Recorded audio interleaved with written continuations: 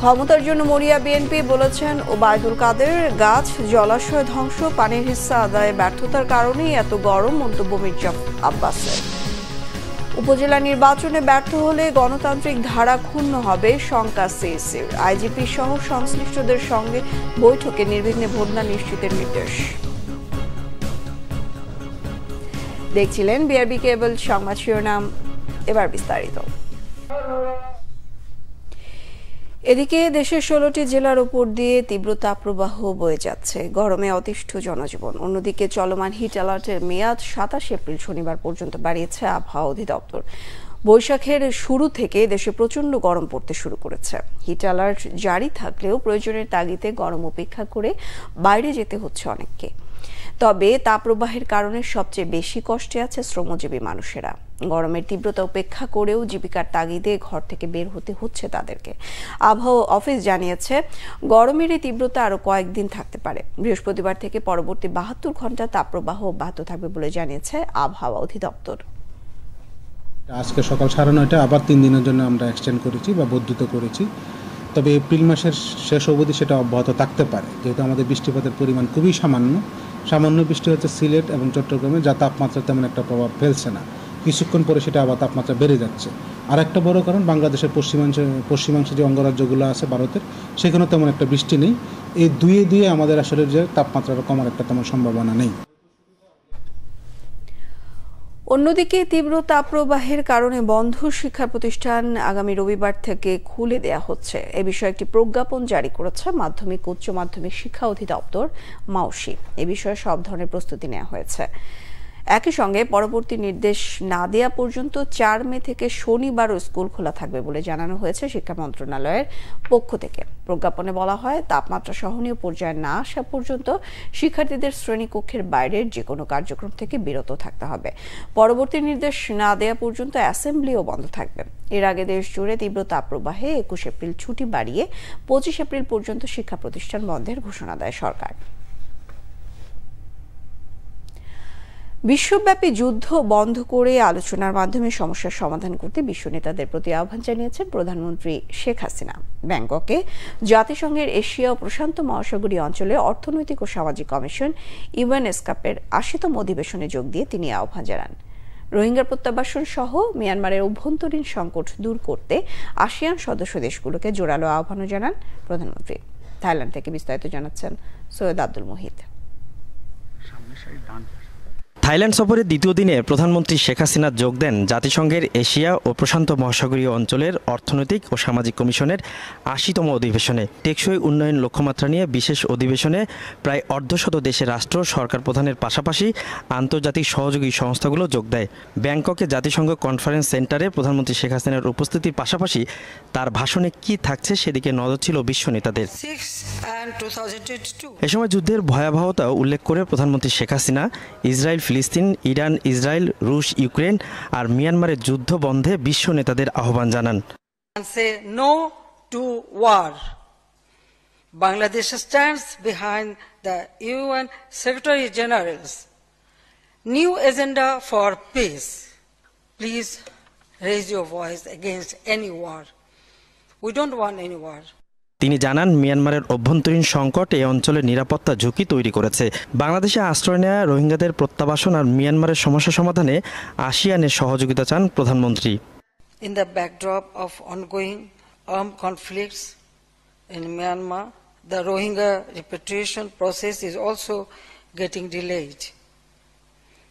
This is creating serious security risk within and beyond our territories. The Asia-Pacific region, especially ASEAN, to play a proactive role in resolving the volatile situation in Myanmar. We must ensure that the Rohingyas can go back home in safety and dignity, and the earliest possible. প্রায় 20 মিনিটের বক্তব্যে বাংলাদেশের ভৌগোলিক অবস্থানের গুরুত্ব উল্লেখ করেন প্রধানমন্ত্রী। বলেন, আসিয়ানের দেশগুলো এর সুযোগ নিতে পারে। Bangladesh stands ready to contribute by positioning itself as a preferred investment destination for the region. I invite Asia-Pacific countries to take advantage of the 100 special economic zones we are setting up. পরে প্রধানমন্ত্রী শেখ হাসিনার সাথে সৌজন্য সাক্ষাৎ করেন জাতিসংঘের under secretary general. এছাড়াও ইউএনএসকাপের executive সেক্রেটারির সাথে বৈঠক করেন প্রধানমন্ত্রী শেখ হাসিনা। উন্নত প্রযুক্তি ব্যবহারের ক্ষেত্রে বাংলাদেশ এখন এশিয়া ও প্রশান্ত মহাসাগরীয় দেশগুলোর গেম চেঞ্জার। প্রধানমন্ত্রী আশা করছেন বৈশ্বিক বৈরী পরিবেশ সত্ত্বেও 2030 সাল নাগাদ টেকসই উন্নয়ন লক্ষ্যমাত্রা অর্জনে সমর্থ হবে Bangladesh. Syed Abdul Muhit, Bangla Vision, Bangkok, Thailand.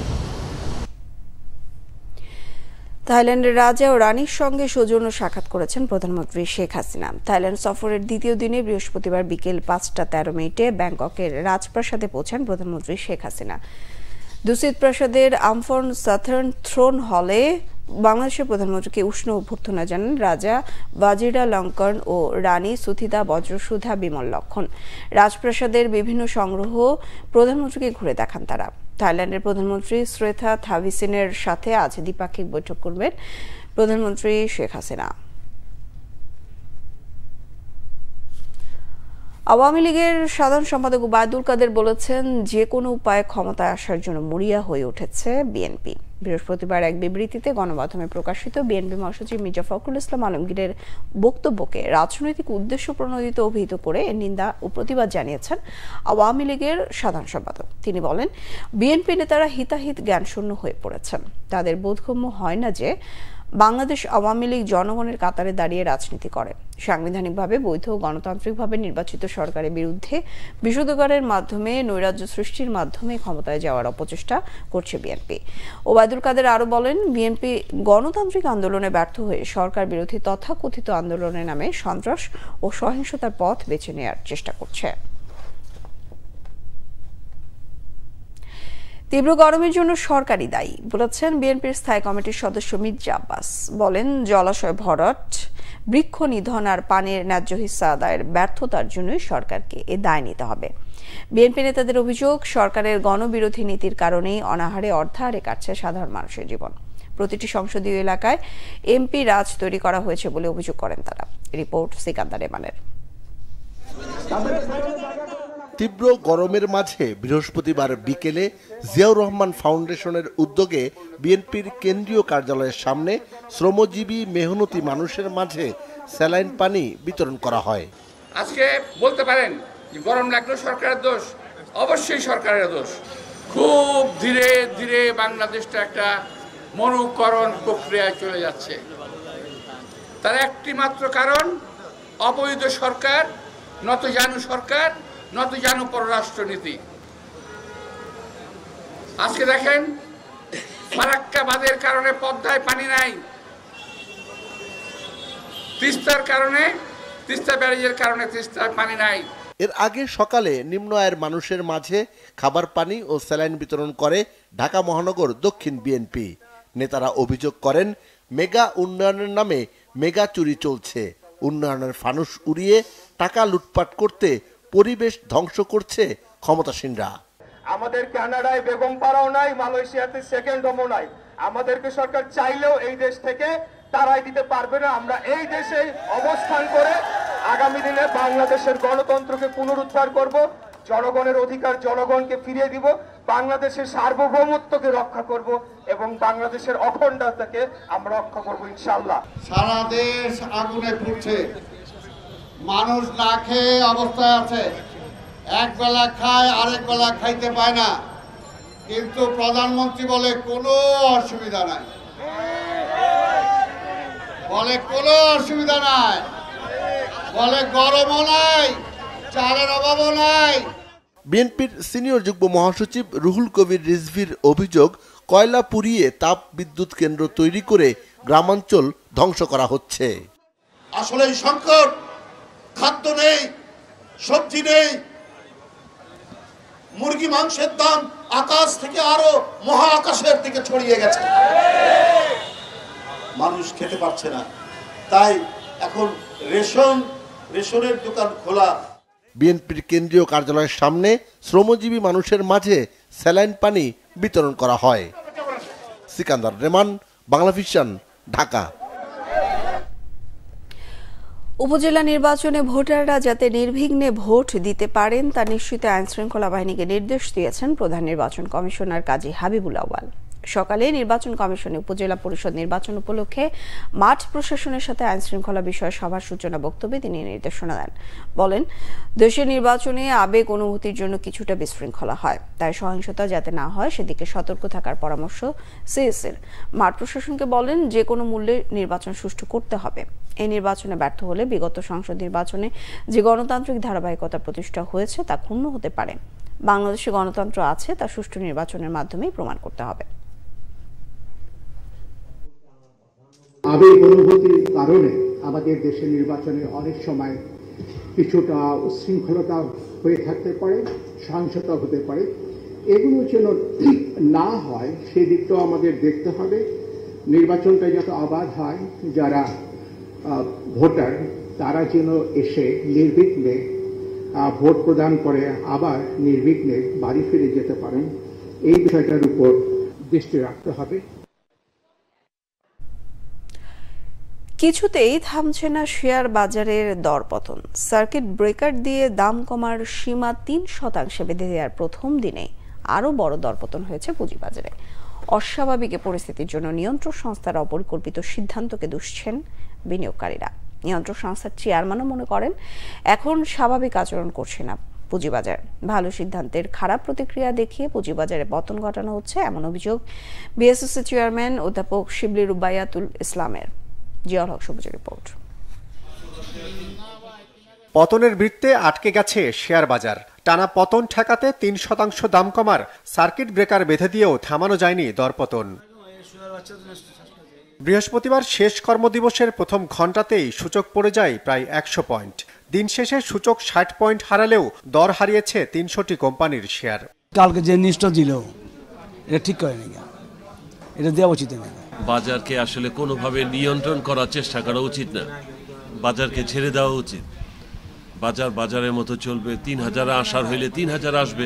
সবাই সুবিধা নেওয়ার চেষ্টা করে, এখন সুবিধাদের যারা নেওয়ার চেষ্টা করে তাদের পক্ষে সবচেয়ে চলে যায়, সাধারণ বিনিয়োগকারীর বিপক্ষে চলে যায় এই সমস্ত সিদ্ধান্তগুলো। প্রাতিষ্ঠানিক বিনিয়োগকারীরাও বলছেন 3% সার্কিট ব্রেকার আরোপের সিদ্ধান্তে বাজারে বেড়েছে বিক্রির চাপ। বিনিয়োগকারীদের মধ্যে একটা আতঙ্ক কাজ করছে। এটা যে কেউ কারোর পরস্পর বিরোধী, এই বিষয়টা এরকম নয়। ভুল সিদ্ধান্ত বা টুকরা চিকিৎসা বলবো না, এটা তো বিনিয়োগকারীদের স্বার্থেই করা হয়েছে। এখন বিনিয়োগকারীরা জিনিসটাকে আসলে রেগুলেটর যেই পার্সপেক্টিভ থেকে চিন্তা করেছেন, বিনিয়োগকারীরা হয়তো ওই পার্সপেক্টিভ থেকে যে বিষয়টাকে নেয়নি। যদিও লেনদেনের পরিমাণটা খুব কম হয়েছে এবং পরবর্তীতে কিছুটা রিকভারও হয়েছে, তো এইটা কিন্তু এক ধরনের সাইকোলজিক্যাল প্রবলেম হয়ে দাঁড়াইছে আমাদের জন্য। নিয়ন্ত্রক সংস্থার চেয়ারম্যানও জানিয়েছেন, টানা পতন ঠেকাতে অস্থায়ী সিদ্ধান্তেই আরোপ করা হয়েছে দরপতনের সীমা, কিন্তু বাজার যে আচরণ করছে সেটাকে স্বাভাবিক মনে করছেন না তিনি। ইন্ডেক্সের ইম্প্যাক্টটাই আমাদের মানুষের মধ্যে ভয়ের কারণ হয়, ফোর্স সেল হয়, মার্জিন কল হয়। এইটাই আমাদের একটা ম্যানেজমেন্ট এখন একটা কাজ হয়ে দাঁড়িয়েছে। কারণ আমরা কিছুদিন যাবৎ খেয়াল করছিলাম যে 10-15 দিন বা 1 মাসের মতো যে মার্কেটটাকে প্রায় ফেলে দেওয়ার চেষ্টা হচ্ছে, তখন সেটা থামানোর জন্য আমাকে তো একটা ওষুধ দিতে হয়। তবে এখানে আমরা এটা বলে দিয়েছি, it's a temporary arrangement, just to stop. কিন্তু দেখেন যারা রিয়্যাক্ট করেছে তাদের রিয়াকশনের কারণ কি? কারণ এখানে তো মার্কেট পড়ে যাচ্ছিল, তো আমরা সেটা থামানোর জন্য কাজ করছি, তো সেটাতে রিয়াকশন হবে কেন? রিয়াকশন হয়েছে নিশ্চয়ই তাদের কোনো অসুবিধা হয়ে গেছে। কারো কান কথা বা গুজবে আতঙ্কিত না হয়ে দীর্ঘমেয়াদে বিনিয়োগের পরামর্শ দেন তিনি। জিয়াউল হক সবুজ, বাংলাভিশন, ঢাকা। আগামী জুলাই G20 সম্মেলনের আগে ব্রাজিলে দ্বিপাক্ষিক সফর করবেন প্রধানমন্ত্রী শেখ হাসিনা। সফরে খেলাধুলা, নিরাপত্তা ও কারিগরি সহযোগিতা নিয়ে সমঝোতা স্মারক হতে পারে বলে জানিয়েছেন ব্রাজিলের রাষ্ট্রদূত পাওলো ফার্নান্দেজ। জানান, এছাড়া আলোচনা হবে ভিসা ইস্যুতেও। কূটনীতি বিষয়ক সাংবাদিকদের সংগঠন ডিক্যাপ টকে অংশ নিয়ে তিনি তথ্য জানান। তিনি জানান, ঢাকায় ভিসা সেন্টার চালুর পরিকল্পনা আছে ব্রাজিলের। অনুমতি মিললে ঈদের আগেই তার দেশ থেকে গরু আমদানি করা সম্ভব।